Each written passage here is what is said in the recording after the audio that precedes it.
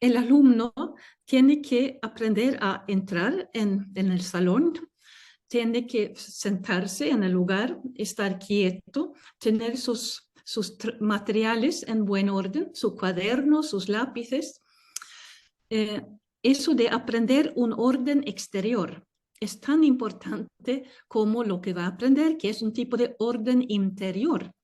Va a aprender cómo se hace un trabajo intelectual, muy sencillo al comienzo. Podrá ser tener atención, escuchar, repetir, formar letras, formar palabras, aprender un poco de ortografía.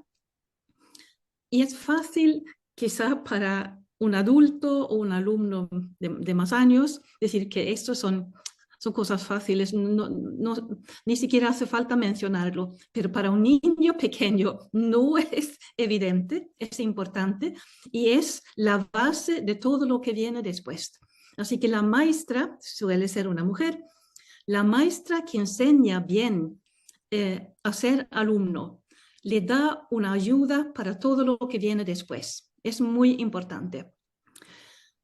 Y claro, la lectura, aprender a leer, es también la otra parte de la base que el alumno obtiene en la primaria. Sí, todo tiene que ver con la lectura, con la fluidez más tarde, con el vocabulario que va a aprender, con el interés por la lectura, con el interés por el conocimiento. Todo eso es el milagro del primer año si todo funciona bien. Y eso es lo mejor que una maestra puede dar.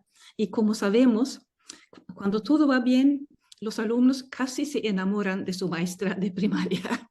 Y eso es lo sano y como debe ser.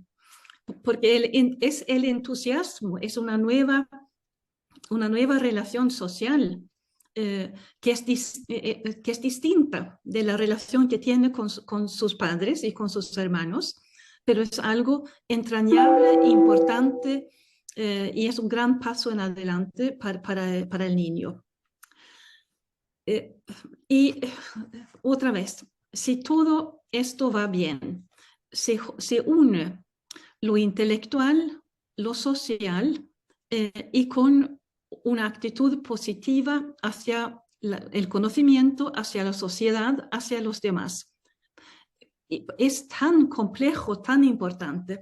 Y por eso, y es dicho como un paréntesis, por eso es enormemente importante que un país atraiga a la profesión docente a las personas más idóneas. Es absolutamente importante que no sea una profesión en la que se entra porque no hay alternativas. Debe ser una vocación. Eso es una palabra un poco anticuada quizá, pero realmente debería ser una vocación. Es tan importante todo esto.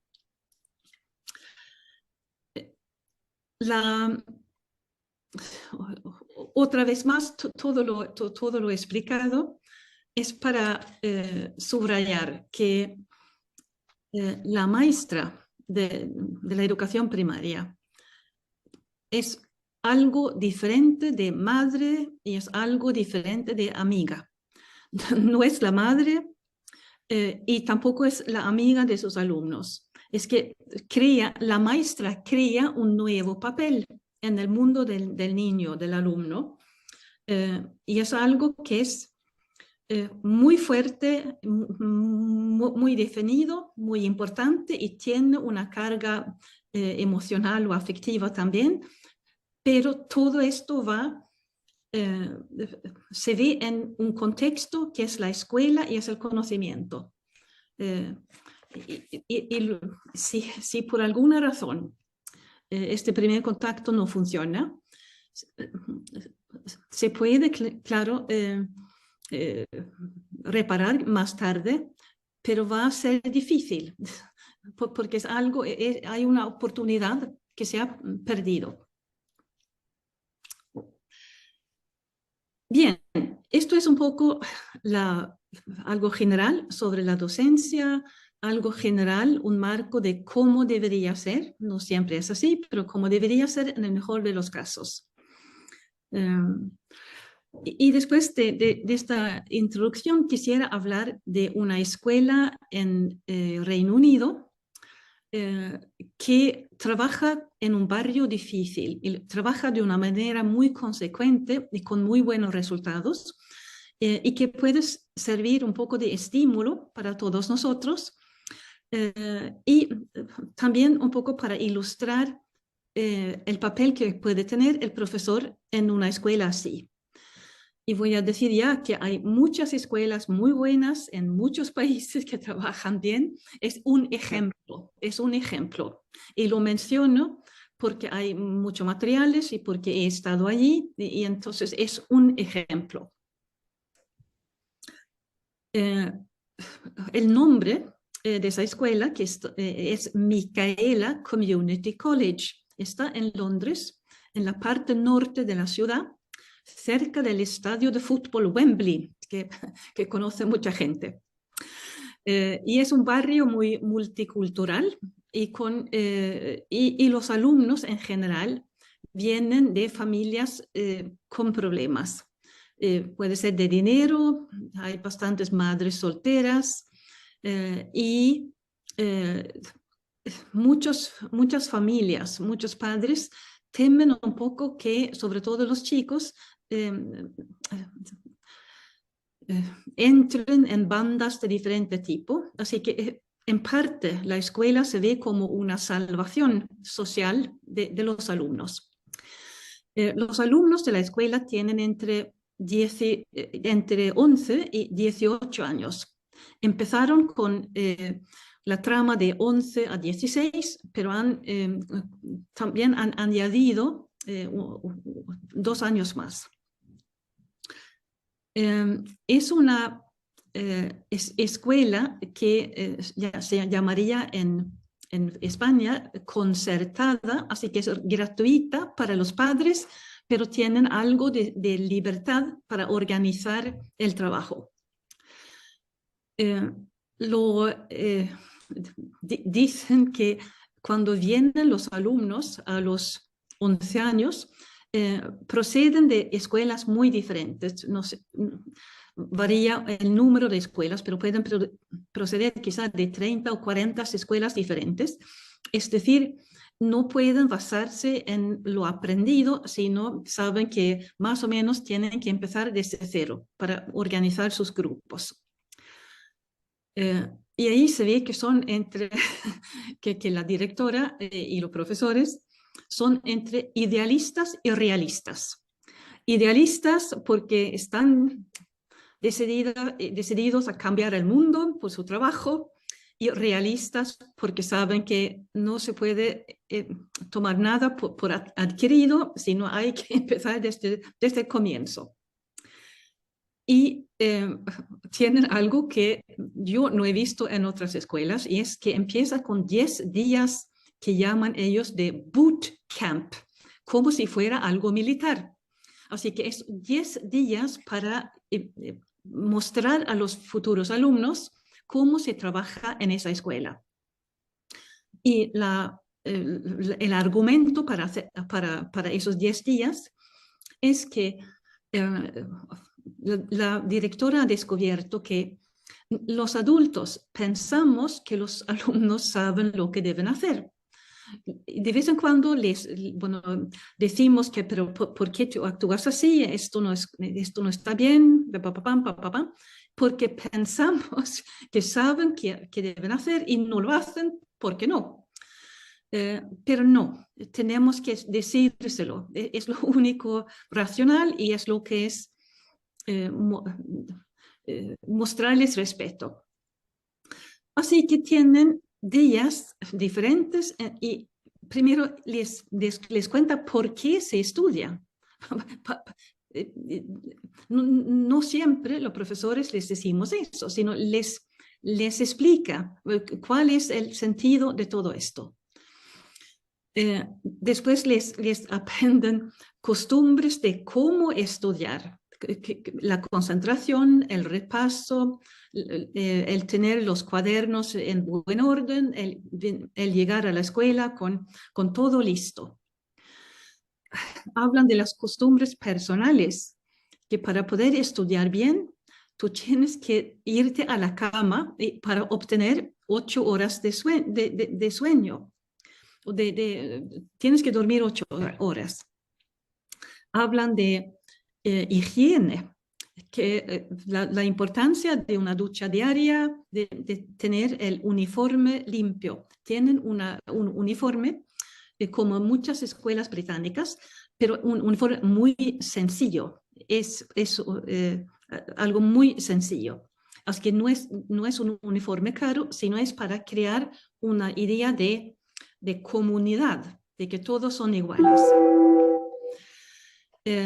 Y después dicen cómo hacer para no llegar con retraso. Bueno, hay que empezar con algo de margen. Y también hay que preparar la ropa la noche anterior y tener la mochila allí con las cosas ya guardadas. Ese es el truco, para decirlo así. Y hablan de intentar comer algo por la mañana y un largo, etcétera. Así que enseñan cómo se hace para ser buen estudiante.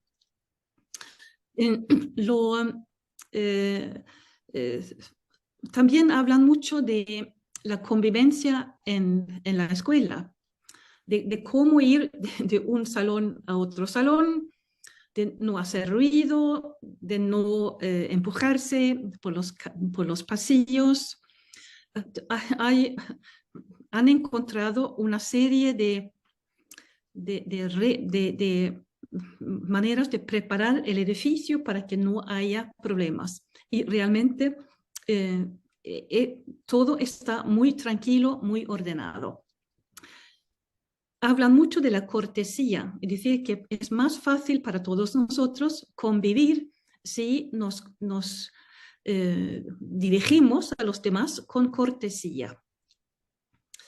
Y para que aprendan a moverse en sociedad un poco, vienen muchas visitas a esa escuela, entonces se mandan a alguien de 11 años, 12 años, a ser el guía de las personas que están de visita. Entonces, el niño, el alumno de 11, 12 años, bueno, con la espalda recta, tiene que dirigirse a personas a las que no conoce. Y normalmente hablan muy bien de su escuela, pero con una cortesía, yo diría, exquisita. Son muy conscientes de la importancia de la tarea que tienen. Excelente, aprenden mucho así. Y lo mismo se ve en el comedor. Comen algo relativamente sencillo a mediodía, muchas veces a base de legumbres o de verduras, para que no haya conflictos de diferentes tipos de alimentación. Y intentan que haya un adulto en cada mesa de 6 o 8 y que el adulto intente llevar una conversación con los jóvenes alrededor de la mesa. Así que es una situación que van a encontrar más tarde en la vida y así aprenden en el colegio. Y así no pierden dinero, porque no pierden tiempo, porque la escuela dice que hay que aprovechar todo momento, porque necesitan aprender tanto y de todo tipo de conocimiento. También enseñan el agradecimiento, la gratitud. Esto me llama mucho la atención, porque en las escuelas que funcionan bien, no es infrecuente que se hable de conocimientos y de conducta, pero eso de enseñar a agradecer a la gente alrededor de sí, añade un matiz más. Dice que aquí tus padres se sacrifican por ti, tus compañeros te ayudan, tus profesores trabajan para que tú tengas una buena educación. Y corresponde agradecerles ese esfuerzo. En una ocasión, cuando estuve en el comedor de Micaela, bueno, se levanta la directora y pide que los alumnos piensen en personas de las que están agradecidas. y después pide a 2 o 3 que se levanten y cuenten en qué persona han pensado. Y casi siempre es la madre.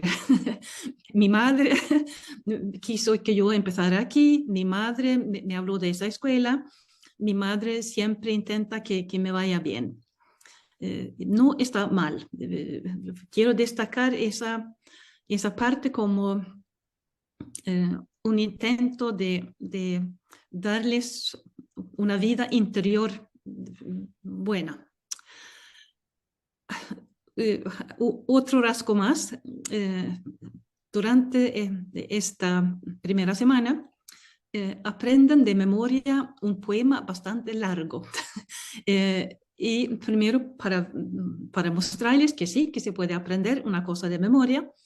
Y ese poema tiene que ver con la necesidad de superar los obstáculos. Y así que hay una segunda intención, y es que cuando tienen algún problema, quizás se acuerden de algún verso de ese poema, y eso podría darles un poco de ayuda.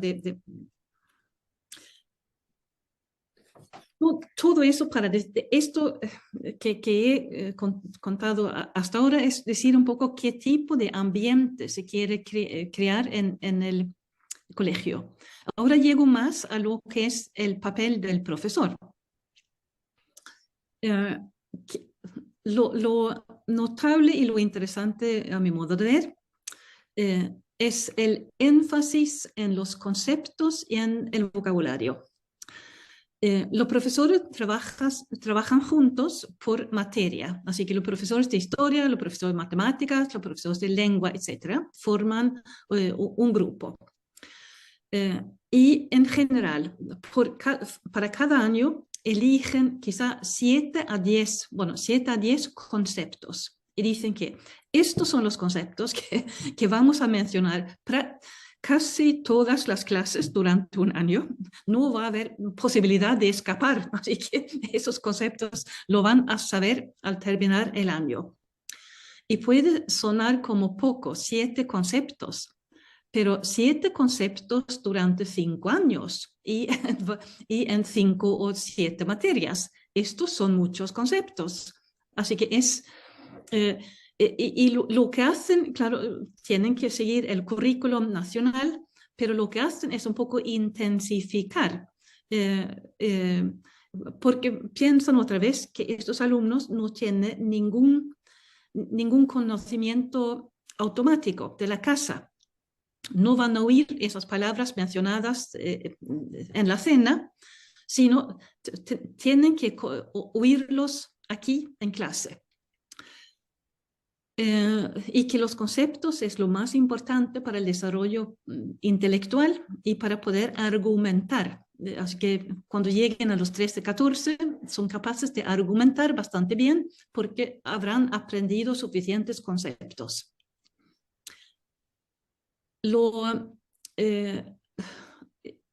Se interesan, los profesores trabajan juntos, deciden juntos cuáles van a ser los conceptos, han hecho pequeños cuadernos de texto con un mínimo, pero su propósito es que todos los alumnos sepan absolutamente todo en esos cuadernos.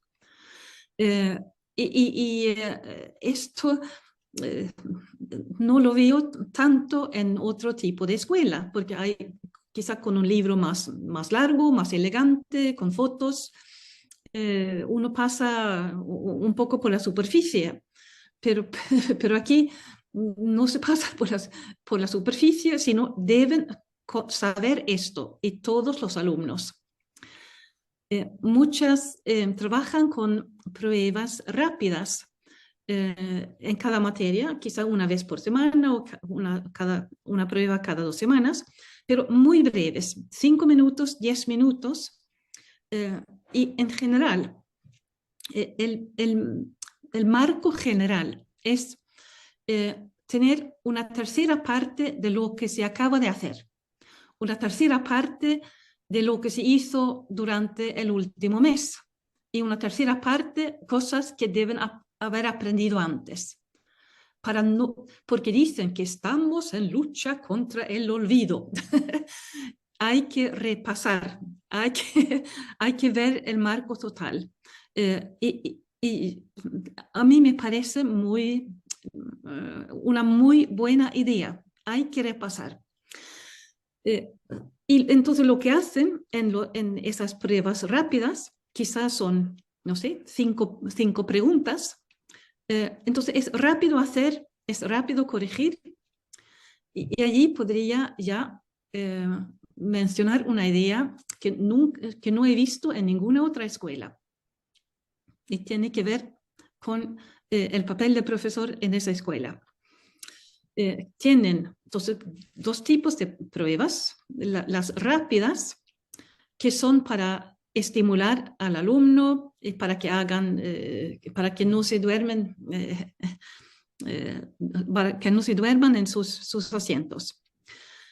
Es decir, que eso es sobre todo para ver que nadie se haya quedado atrás.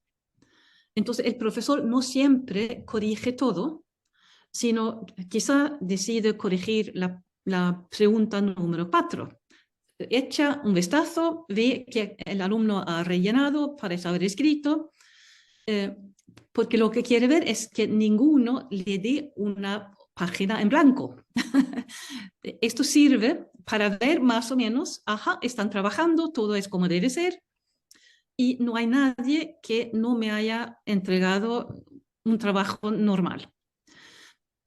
Porque, y después hay otras pruebas, claro, que se corrigen de manera normal, pero la idea es que los profesores que trabajan de manera concentrada durante el día deben poder irse a su casa a las 5 de la tarde sin llevar trabajo a casa.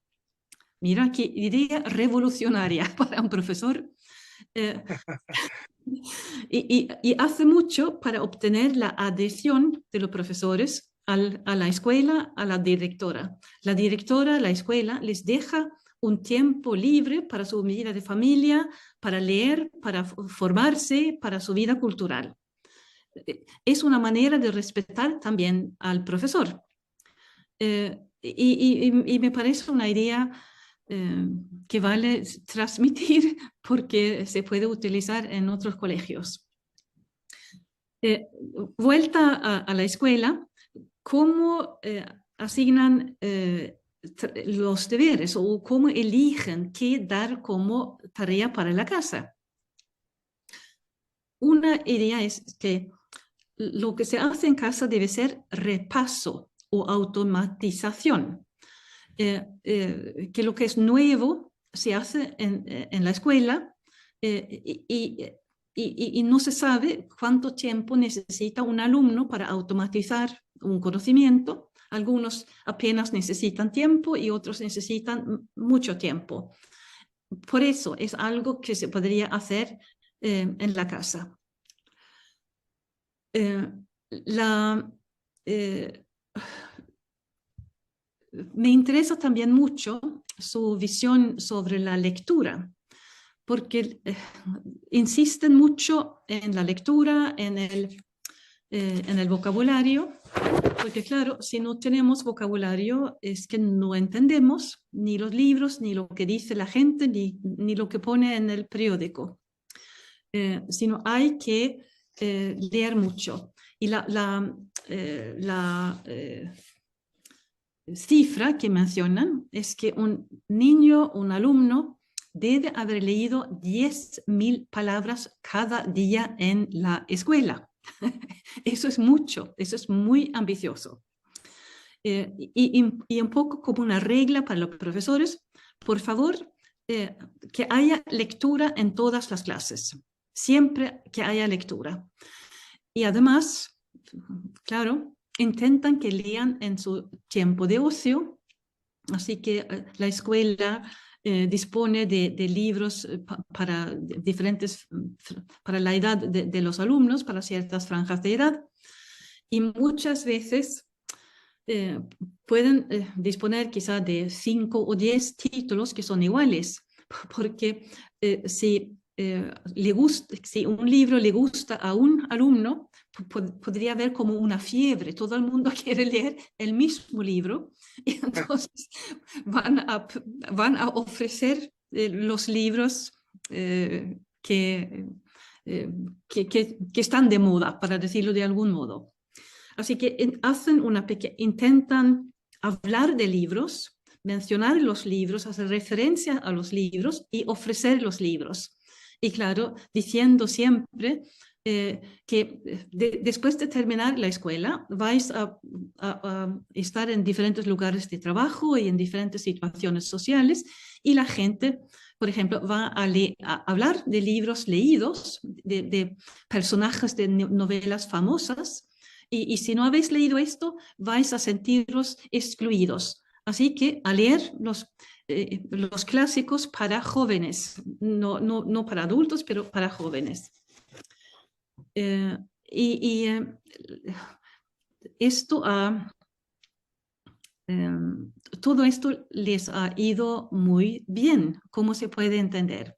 Y cuando empiezo ahora a resumir un poco cómo trabajan, trabajan como en grupo. La materia, para el trabajo del profesor, la materia es como el núcleo de organización del trabajo del profesor. Trabaja con sus colegas para escribir esos pequeños cuadernos de texto y dicen revisar todos los cuadernos cada verano ante de un nuevo grupo de alumnos, mejorando el texto, etc. Así los profesores son como corresponsables del texto y saben exactamente lo que contiene y cuáles son los términos o los conceptos que se iban a machacar. Esto funciona, eso trabajar en un grupo así es un tipo de formación continua del profesor. Además, crea un tipo crea una cohesión en el equipo docente y un alumno que por alguna razón cambia de grupo reconoce lo que se hace en el otro grupo porque está basado en el mismo material. Los profesores también crean un ambiente de confianza y suelen entrar al salón de otros, y escuchar un rato y salir, y de vez en cuando dar algún consejo al compañero. Se intenta crear un ambiente de confianza en que todo va bien. Y esto es muy importante también para los alumnos porque ven que los profesores se llevan bien entre ellos. Eso les da mayor autoridad a todos. Y una confianza entre los jóvenes porque ven que los adultos están de acuerdo. No hay conflictos entre los adultos. Esto da tranquilidad al alumno que está luchando con el aprendizaje. Esto es una cosa más. Como se ve en el ejemplo de Micaela, una parte del ambiente o el ambiente lo crea las reglas de la escuela. Están allí porque la directora ha querido que sea así. Y esto es, claro, un enorme beneficio para el docente, que se integra en algo que ya está funcionando. Entonces, se cansa menos y puede sobrevivir. Eso es un gran problema ahora, como sabemos, es que educamos o formamos docentes y después de algunos años de trabajo se van porque están demasiado cansados o decepcionados o lo que sea. Así que eso es un tipo de sostenibilidad para la docencia, prever un ambiente de este tipo. Otra cosa más a propósito de los alumnos de diferentes niveles, tienen a alumnos con necesidades especiales en la escuela y los ayudan a salir adelante, pero organizan grupos diferentes. Esto es algo muy discutido en los colegios, pero la idea de Micaela es que lo importante es que salgan adelante y que puedan obtener su certificado de fin de estudios. Así que tienen el mismo currículo, pero el profesor responsable quizá disminuye un poco el volumen de cosas que tienen que aprender y después, en vez de machacar 25 veces, machaca 100 veces para que realmente puedan presentarse al examen y obtener un aprobado. Y eso es un poco la buena noticia que se puede dar para esta escuela o de esta escuela, y es que en muy pocos años después de fundarse la escuela, obtuvieron de la evaluación estatal de colegios el excelente. Así que en unos pocos años y con alumnos de poca preparación de la casa, obtuvieron resultados muy buenos. Y otra vez, cuando hablamos del profesor y del papel de profesor, claro, esa es una parte muy importante para los profesores. Sienten que están participando en un acto socialmente responsable y positivo y se sienten valorados y se valoran a sí mismos por participar en algo que se debe hacer. Y vamos a dejar allí a Micaela. Entonces, hemos hablado un poco de lo tradicional, hemos hablado a través de Micaela de lo que puede ser el trabajo de docente en una escuela, en un barrio difícil, en una escuela que es a la vez moderna y tradicional, podríamos decir. Moderna porque logra buenos resultados y está trabajando en un marco moderno, si queremos, no es exactamente el trabajo tradicional de cada profesor en su propia aula, sino es algo más de colaboración, etc. Bien, ahora, otra vez más, concentración en el papel del docente. ¿Qué tipo de trabajo es ser docente? Y podríamos empezar con una noción que se oye mucho en los países anglosajones, y es lo de profesión liberal. Y con liberal entonces se entiende una profesión con una base universitaria de conocimientos, pero que deja también bastante libertad a la persona para usar su propio criterio.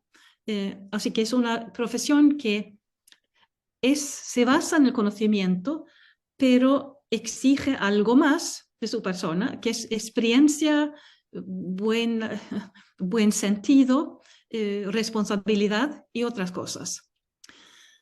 Y allí hay como una duda con los docentes, porque antes, y si digo hace 40, 50 años, se pensaba que, claro, el docente, el profesor es alguien que tiene responsabilidad, que toma decisiones por ejemplo, que es dueño de su salón de clase. Pero la escuela se ha burocratizado, ahora vigilan más a lo que hacen los docentes. La escuela ya no es exactamente lo mismo y ahora se ve de vez en cuando al profesor o al maestro como un funcionario así mediano, alguien que debe hacer lo que se le diga. Por eso quisiera hacer dos comparaciones para decir lo que debería ser, a mi modo de ver, el profesor, lo que pueda hacer el profesor, lo que puede ser la profesión. Y otra vez más, el ejemplo de Micaela lo he tomado para decir que, claro, uno tiene que integrarse en un grupo y seguir las reglas, pero hay un margen de libertad también. Ni una cosa solamente, sino se puede combinar. Y podríamos empezar por comparar con un médico. Un médico necesita conocimientos, claro, de sus estudios. Después necesita experiencia, igual un profesor.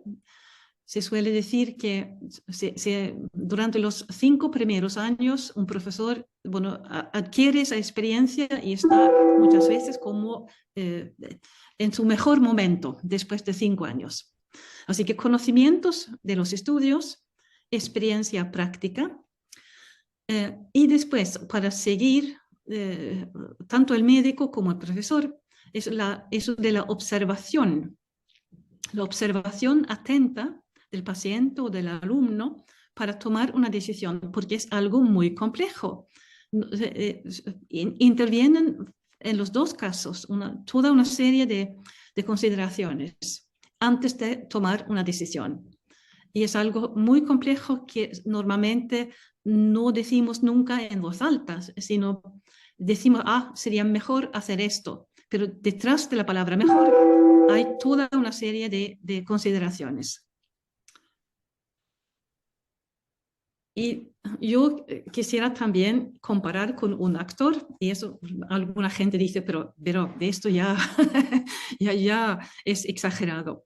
Pero sobre todo si uno lee, por ejemplo, del clásico de Stanislavski, el director ruso, que ha escrito sobre lo que debe ser un actor.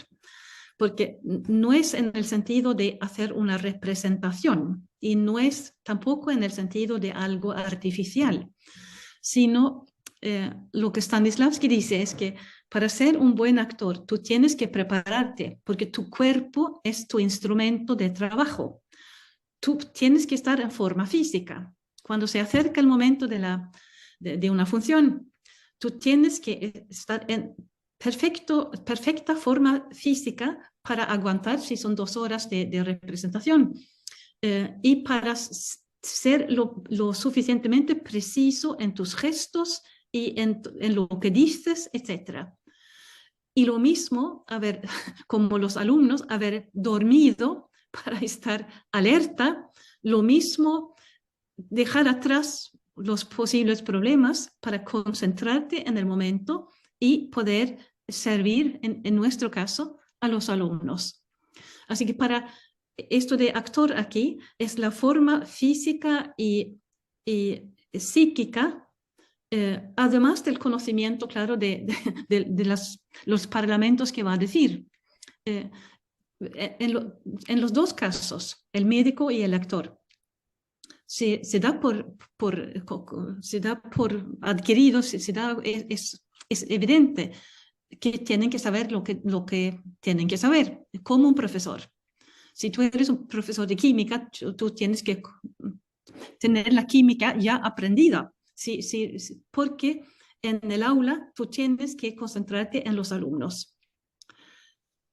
Y es por eso que es tan difícil ser profesor durante el primer y segundo y tercer año, porque tú has aprendido probablemente en la universidad bastante, pero en el momento mismo en que estás en el aula surgen preguntas que no te habías hecho y de pronto necesitas más conocimientos o necesitas sentirte más seguro de tus conocimientos. Y además debes saber, bueno, cómo lo explico mejor. Y todo esto lo tienes que haber aprendido, esto tiene que estar en tu cabeza.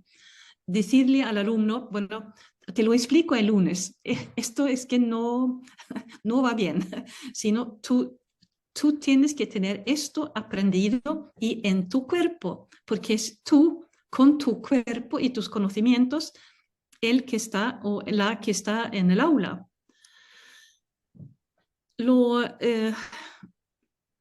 Eso es conocimiento y eso es preparación física y psíquica. ¿Y por qué es tan importante esa preparación? ¿Y por qué cansa tanto a los nuevos profesores? Bueno, hay muchas maneras de explicar aquello. Y una manera es decir que un profesor toma un montón de decisiones constantemente. Y por el hecho mismo de estar en un aula junto con 25 o 30 seres humanos, que cada uno tiene su historia y su voluntad. Porque si tú no puedes prever exactamente lo que va a hacer un alumno, porque es muy repentino. Sucede algo y ¡puf! Tú tienes que tener una respuesta. Es inesperado, repentino. Y de vez en cuando suceden cosas simultáneamente. Y tú tienes que decidir, ¿apago este fuego o el otro fuego? ¿Qué decido? Y los grupos son diferentes, aunque el grupo se llama el tercero B. Será diferente del tercero B del año pasado. No son exactamente los mismos. Y una cosa tan sencilla como que quizá el grupo viene después de haber tenido educación física y ha sucedido algo en la educación física que no tiene que ver contigo, pero el grupo está alterado y hay que hacer algo. Así que tú tienes que estar preparado para una serie de cosas que no puedes prever. Por eso tu preparación tiene que ser amplia y ya adquirida antes de encontrarte en la situación en la que tienes que tomar una decisión. Es que toda preparación es poca en el momento mismo, pero necesitas esto. Y es por eso que un profesor con muchos años de experiencia se cansa un poco menos en general, porque habrá vivido por lo menos algo similar en otras ocasiones y le costará menos tomar una decisión. Además, hay algunos investigadores que para explicar por qué cansa dar una clase, dicen que se podría decir que un profesor toma 3.000 decisiones cada clase, cada hora. Esto es una suma de fantasía, claro, pero lo que quiere decir es que cuando un profesor ve a un grupo, toma la decisión de decir algo, de tomar una pausa, de explicar 2 veces, de decirle al chico al fondo que no, que escuche más, o toma la decisión de hacer o de no hacer una serie de cosas. Y eso es como un relámpago, eso es muy, muy rápido y no somos conscientes exactamente de tomar esa decisión. Y doy un ejemplo para decir lo que sabemos hacer sin ser conscientes de esto. En una investigación mostraron fotos de adolescentes alrededor de libros, de mesas con libros, y pidieron a docentes y no docentes que dijeran, bueno, qué representaba la foto. Y los no docentes decían, aquí hay 4 jóvenes, parecen tener 14 años, hay unos libros en la mesa, etc. Pero un docente dice, ajá, eso es el octavo. Parece que por los libros, parece que es ciencias sociales. Probablemente están en un trabajo de equipo, etc. Así que tenemos una serie de conocimientos que son tan naturales que no entendemos que son conocimientos. Alguna cosa más a propósito de la docencia. Un poco para revalorizar la tarea y decir que no somos funcionarios únicamente, y es que hay un aspecto creativo en ese trabajo, y es porque combinamos la materia, lo que es el currículum, con un material del que disponemos o que hemos confeccionado, con lo que hicimos en el grupo la vez pasada, con lo que conviene pensando en el estado de madurez de los alumnos, etc. Es decir, que nuestra creatividad es combinar una serie de factores que juntos conforman el contexto en que trabajamos y el resultado es diferente. Y eso lo sabe un profesor porque solemos guardar los materiales del año pasado para facilitar nuestras cosas, pero nunca se pueden utilizar exactamente tal cual. Siempre hay que quitar un ejemplo que ya no conviene tanto, o vemos nosotros mismos, ese argumento es un poco flojo, mejor pongo otra cosa. Nunca es exactamente el mismo. Y así, si un profesor que dedicado a su tarea aprovecha su creatividad. Y eh, por eso, un poco para concluir, para redondear, para dejar el tema de la docencia como profesión y lo que es un profesor. Es un profesor, es un adulto responsable que tiene conocimientos, que cuando trabaja en el aula debe estar absolutamente presente porque dirige su atención a los alumnos. Todo lo que aporta a la situación lo tiene en sí, en su cuerpo, en su cerebro, en su mente. Y lo pone a la disposición de los alumnos. Y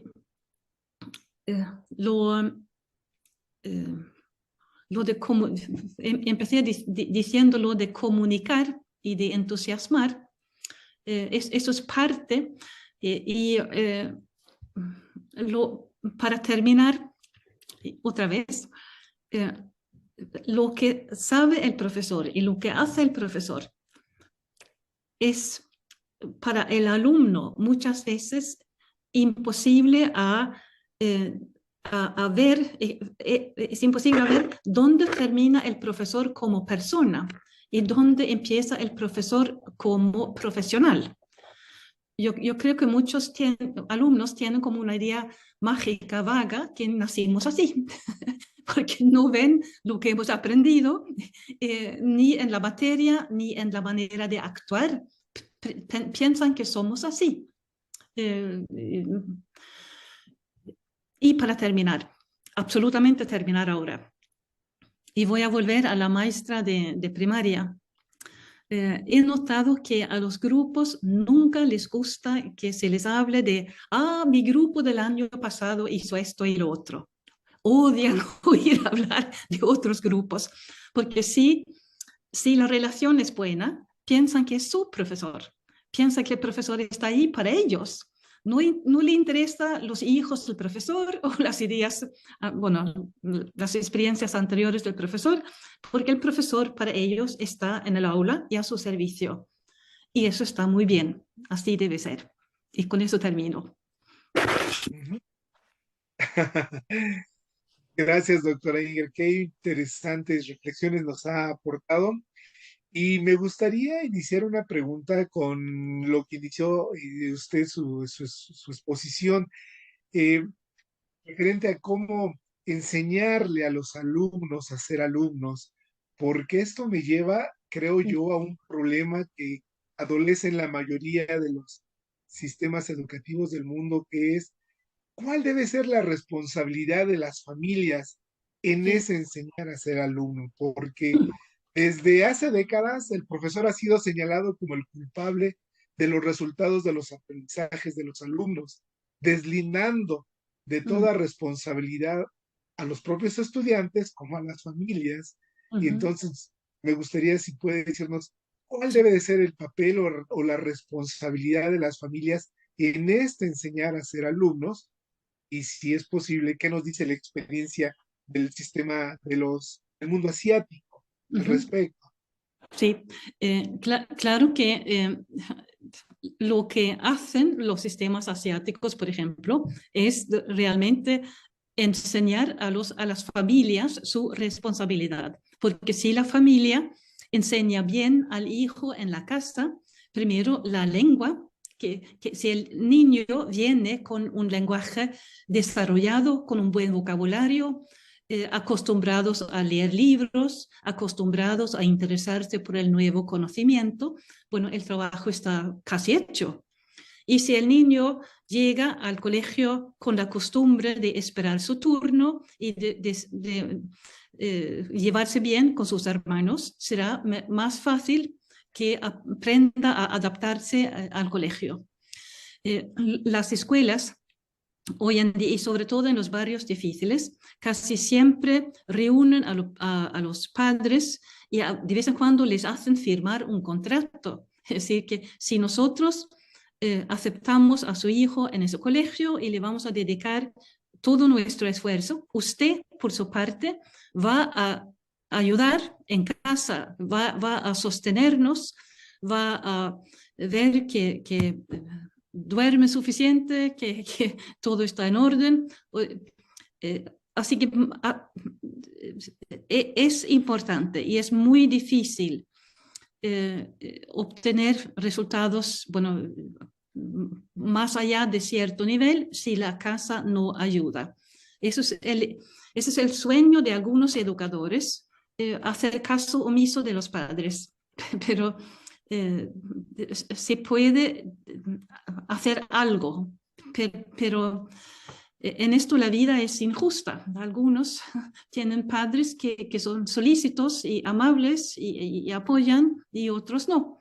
Y entonces nuestra tarea como educadores es intentar ayudar y no todos llegarán exactamente al mismo nivel, pero ayudarlos y acompañarlos tan lejos como es posible.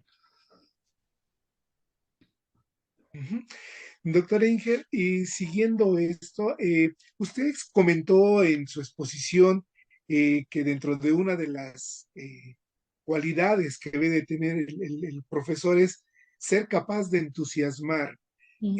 Aquí en el ámbito latinoamericano y en especial el mexicano, en mi opinión, se ha tomado eso de entusiasmar, lo han tomado como realizar actividades lúdicas para hacer la clase dinámica, casi alegre, para motivar o incentivar a los alumnos.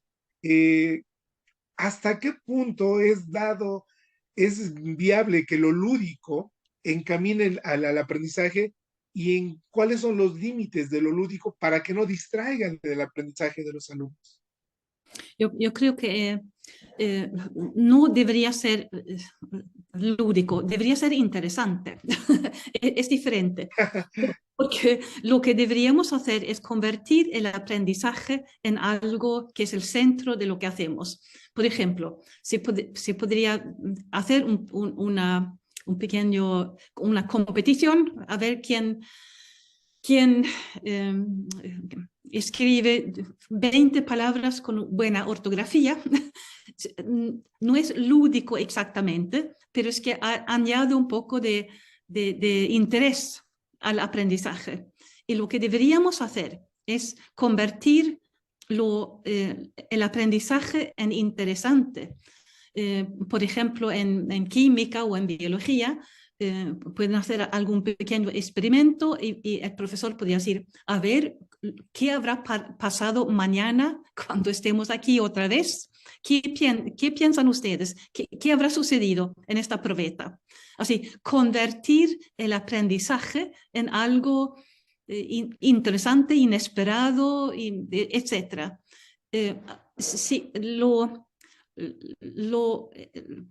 así que, porque esto no es exactamente lúdico, sino es crear un interés y algo conectado con la materia misma. Y los alumnos ven esto, ven si algo no tiene que ver con la materia. Y yo diría que sienten algo de desprecio por un profesor que se deja desviar de lo que es la enseñanza. Ven que esto es una manera de comprar su atención o su aceptación y no, ellos saben exactamente de qué parte es ayuda para aprender y qué parte es perder el tiempo. Okay.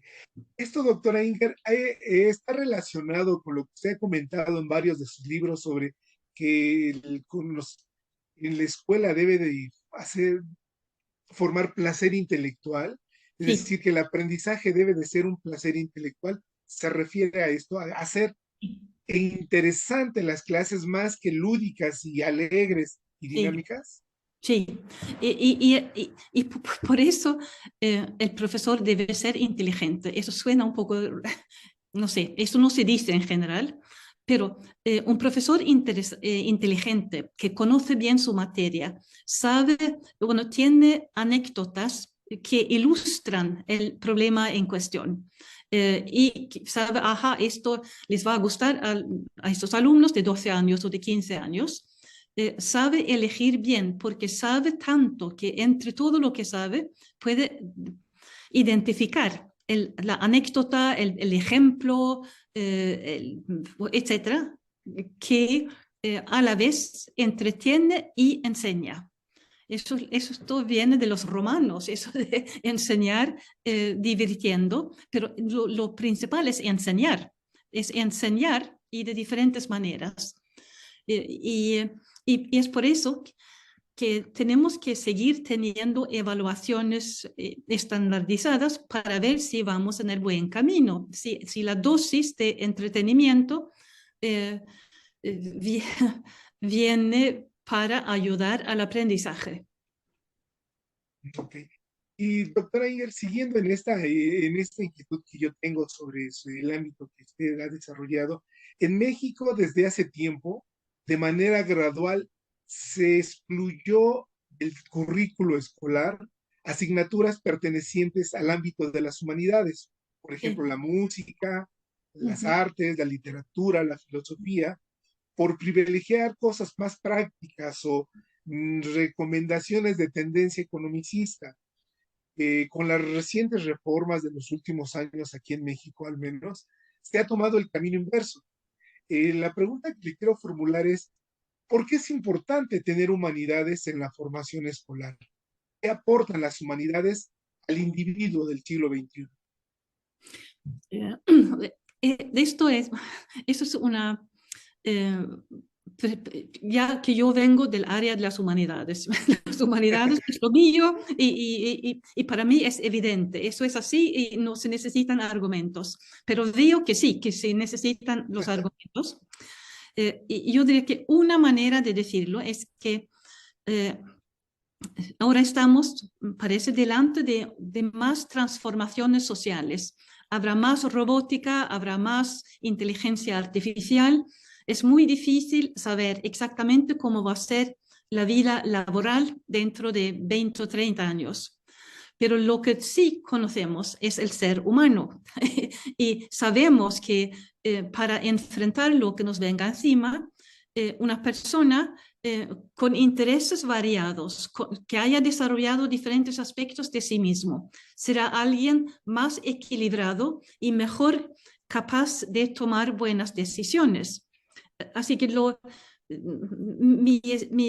mi respuesta sería que las humanidades te desarrollan como persona, te dan experiencias humanas y además eh, en la escuela dan... Eh, las humanidades tienen como más color. Aquí hay ritmo en la música, claro, hay color, claro, en el arte plástico, pero cuando también hay literatura, hay ritmo en la literatura, hay belleza en las palabras. En la historia en historia hay episodios nunca imaginados. Es decir, que hay algo que no es únicamente trabajo y esfuerzo intelectual. Hay algo de deleite en lo que dan las humanidades. Y además te acompañan, porque después sales del colegio y cuando ves el mundo, reconoces personajes de las novelas, porque allí va alguien que es como tal personaje, ves un paisaje, pero esto te parece a tal pintor. Así que tú tienes una manera de relacionarte con el mundo que hace que te sientas mejor instalado en el mundo. Este mundo es el tuyo, tú tienes alguna conexión con lo que tienes alrededor de ti. Pero no son, en primer lugar, relaciones económicas, sino son algo entre personal y social, pero lo personal es muy importante y es algo que, si lo digo negativo, parte del debate sobre la educación se ha entregado a los políticos, a los economistas, a las agencias internacionales que miden y dan puntos a diferentes países. Esto es una parte únicamente de la educación y existe, pero la educación es mucho más. Y lo vemos cuando pensamos en los alumnos, en los propios hijos, etc. Lo que queremos para ellos es también arte, educación física, historias, que amen la lectura. Queremos para ellos mucho más. Y hablamos antes de lo asiático. Hay mucho que es muy admirable en cómo hacen, cómo educan en Asia, pero si se exagera mucho lo útil y lo muy teórico, se puede crear a jóvenes que rechazan la educación. Dicen que ya no más, no quiero más. Yo... Que, que son un tipo de opositores escolares que no quieren más. Y no queremos crear situaciones así y con algo más equilibrado. Si hay tiempo, voy a contar una anécdota, una de las mejores de mi vida profesional. Dos preguntas más, doctor Enger, y nos cuenta su anécdota. Con lo que acaba de comentar de cómo los políticos o los economistas se inmiscuyen en el ámbito educativo, en su opinión, ¿cómo podemos tener un modelo educativo inmune a los vaivenes de la política? Bueno, esa es la pregunta imposible, porque se meten en todo y en general no exactamente destruyen, pero es como elefante en la, ¿cómo se dice? ¿Cómo se dice en una tienda de porcelana? Es demasiado poco, es demasiado insensible lo que hacen, es muy difícil. Solo sé que se debería reducir lo más posible porque no es lo suyo. Lo suyo es poner dinero y después deberían dejar a los educadores el cómo hacerlo. Eso es muy difícil. Y finalmente, doctora Inger, para que nos cuente su anécdota, estamos en una época en que el esfuerzo, la meritocracia en el ámbito educativo se ha subordinado a la felicidad o el estar bien de los estudiantes. Han incrementado los derechos de los estudiantes en detrimento de la autoridad del docente. Sí. Con base en su experiencia, ¿qué consecuencias a largo plazo tendrá esta situación? Bueno, primero es algo devastador. Tiene consecuencias muy profundas y muy negativas. Porque el alumno, y sobre todo el alumno joven, necesita de la autoridad del adulto responsable para crecer sintiéndose seguro, porque aprender es empezar a ser un poco diferente. Y para atreverse a dar ese paso hacia lo todavía no conocido, necesita sentirse en seguridad. Y si se deja que los alumnos toman sus propias decisiones, decidan cuánto van a esforzarse, etc., el alumno sabe muy bien que no es capaz de tomar esas decisiones y se siente inseguro. Y muchas veces se empieza a rebelarse contra los adultos porque los ve como débiles y inútiles. Y adopta actitudes sobradas. Así que eso es muy negativo y esto lo vamos a tener que cambiar. Esto es muy negativo. Eh, Pues, ¿Mm? y doctora, perdón. No, no. Solamente entonces la anécdota para terminar. Y tiene que ver con las humanidades y tiene que ver con lo que puede ser un profesor. Es un modelo de profesor y no un profesor como de Micaela, sino de otra época. Cuando yo era una joven profesora, tenía un colega que iba a jubilarse y era el último día antes de las vacaciones de Navidad y el director del colegio le iba a entregar un ramo de flores y decir las palabras que se suelen decir en esas ocasiones. Y el profesor dijo, pero no me apetece, es un poco ridículo, que se quede su ramo de flores. Y los colegas le decíamos, pero es ahora o nunca, no puedes arrepentirte, si no recibes el ramo de flores ahora, no va a ser nunca. Así que finalmente, y un poco a regañadientes, bueno, subió al escenario y el director le soltó un discurso ridículo diciendo que esa persona ha trabajado ahí desde tal año, ha hecho su trabajo muy bien, ahora le agradecemos su trabajo y les deseamos muchos años felices. Nada. Y entonces empezó el milagro. En un aula, el aula magna del colegio con 350 alumnos, los alumnos empezaron a aplaudir. Y esto fue como contagioso, así que de pronto todos los jóvenes del aula magna aplaudieron. Y no todos pueden haberlo tenido como profesores. Y después empezaron a levantarse. Y de pronto 350 alumnos adolescentes de 15 años aplauden a rabiar a un viejo profesor. Fue muy emocionante, muy emocionante. Y después, claro, le pregunté, pero ¿cómo has enseñado? Y lo que entendí es que, era profesor de historia y religión, que había contado, por lo que entendí, por lo que él dijo y lo que dijeron algunos alumnos. Habían entrado en su aula, se habían sentado y él había empezado a contar la historia. Y para los alumnos eso había sido como una manera de descansar. Y era interesante, eh,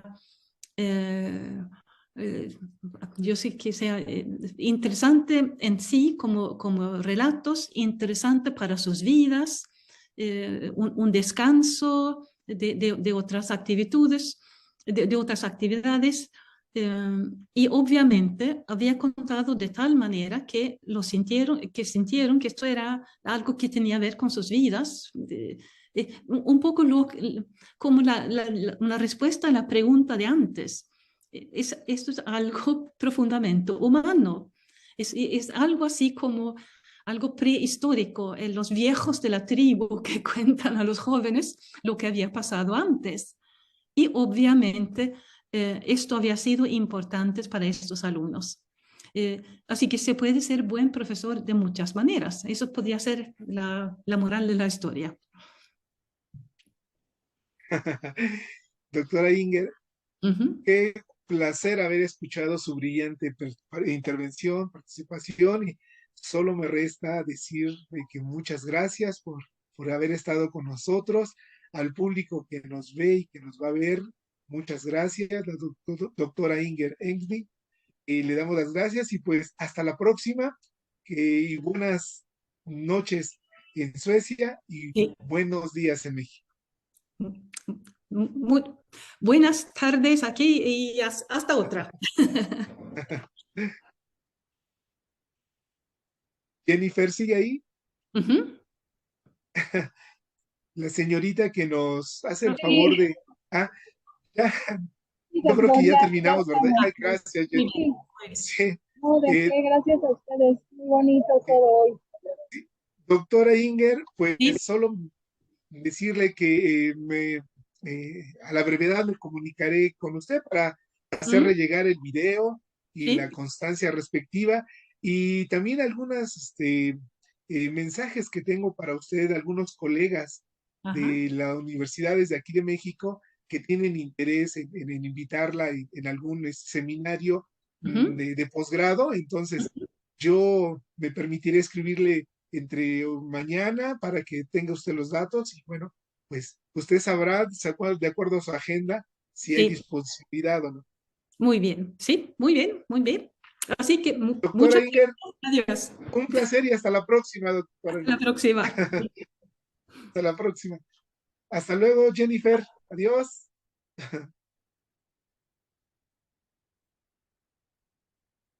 Jennifer, ahí está. Sí, sí, disculpe, es que se me corta la señal. Ah, perdón. ¿Se encuentra la doctora Alicia ahí? Si no, para comentarle algo rápido, aunque se lo voy a comentar a la doctora Alicia.